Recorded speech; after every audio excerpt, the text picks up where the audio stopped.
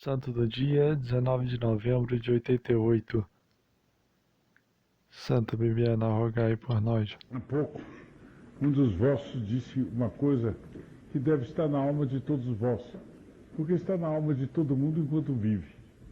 Como a vida é difícil, sobretudo como ela é difícil quando a gente resolve servir Nossa Senhora e praticar o bem. Isso parece extraordinariamente difícil, mas não é apenas que parece, isto é extraordinariamente difícil.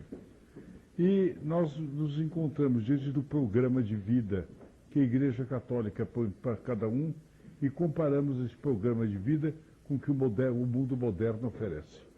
O que é que a Igreja Católica nos diz a respeito da vida? Ela diz o seguinte: meu filho, essa vida é difícil. Praticar os mandamentos da lei de Deus é difícil. Sem o socorro do alto, você não poderá obter, você não poderá praticar. Para isso você precisa rezar, para isso você precisa fazer penitências, para isso você precisa lutar contra si mesmo, precisa lutar contra os seus defeitos interiores, precisa lutar com as oposições que o mundo faz contra a virtude e contra o bem. Para isso é que você tem que ser verdadeiramente um lutador e um verdadeiro herói.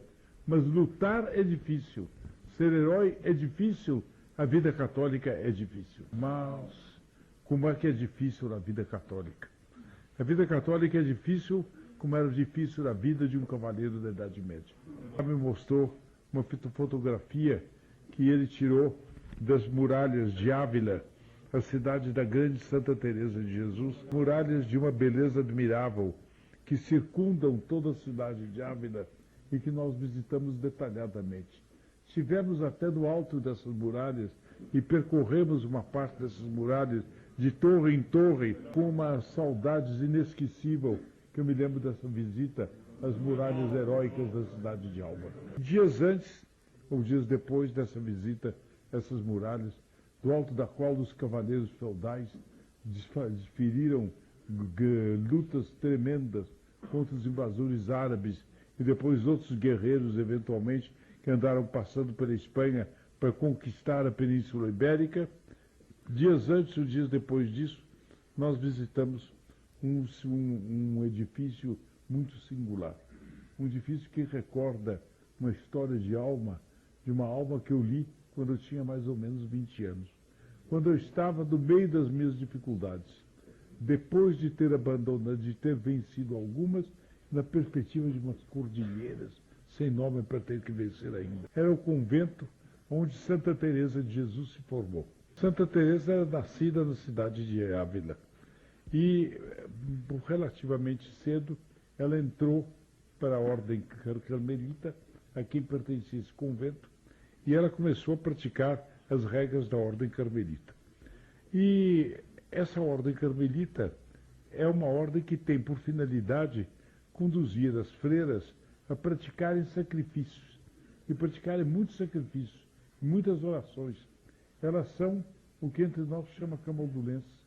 Elas guardam perpétuo silêncio e elas só rompem durante uma ou duas ocasiões do dia por uma conversinha de meia hora com a superiora e todas as religiosas juntos, e depois o resto do tempo é silêncio, oração, sacrifício, leitura, estudo, jejum, etc. E a finalidade disto é oferecer a Deus esses sacrifícios pelas almas que não têm coragem, pelas almas que são fracas, pelas almas que têm uma falta de coragem culposa. Elas sofrem por aqueles que não têm coragem de sofrer, para que eles tenham coragem de sofrer e sofram o que Deus quer deles. Há uma relação mística entre as duas instituições, o convento carmelita e as muralhas da torre.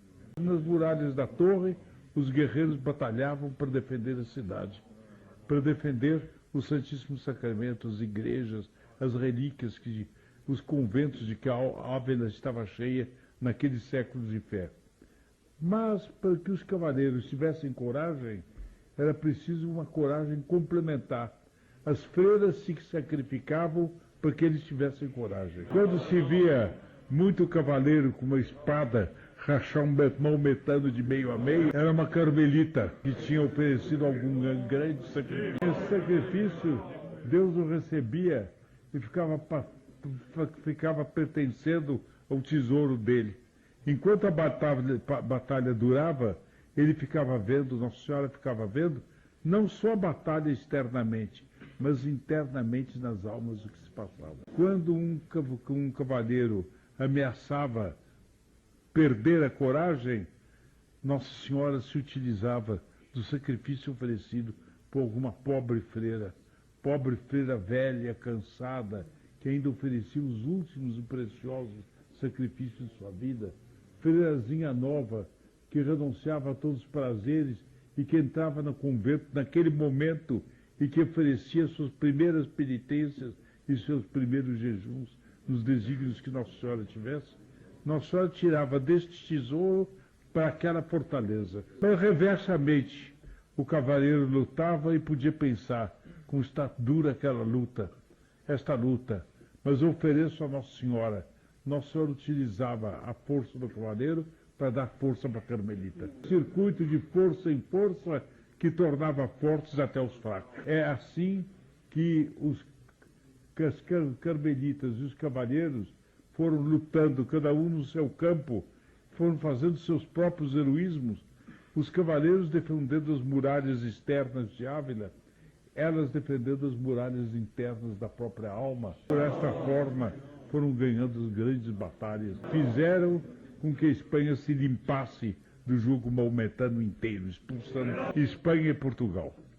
Bem, assim eu penso, olhando para vós. E olhando para vós porque vós entrais de cheio numa luta. E essa luta é, antes de tudo, o seguinte: a necessidade, a obrigação que vós estáis de estar em desacordo com o mundo. O mundo está em desacordo convosco e vós estáis em desacordo com ele.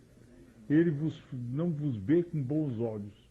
Ele não tem simpatia por vós, porque vós sois uma censura permanente para ele. Não é possível, mas não é possível que um homem seja impuro e que ele veja um amigo puro passar perto dele. Isso se nota logo à primeira vista.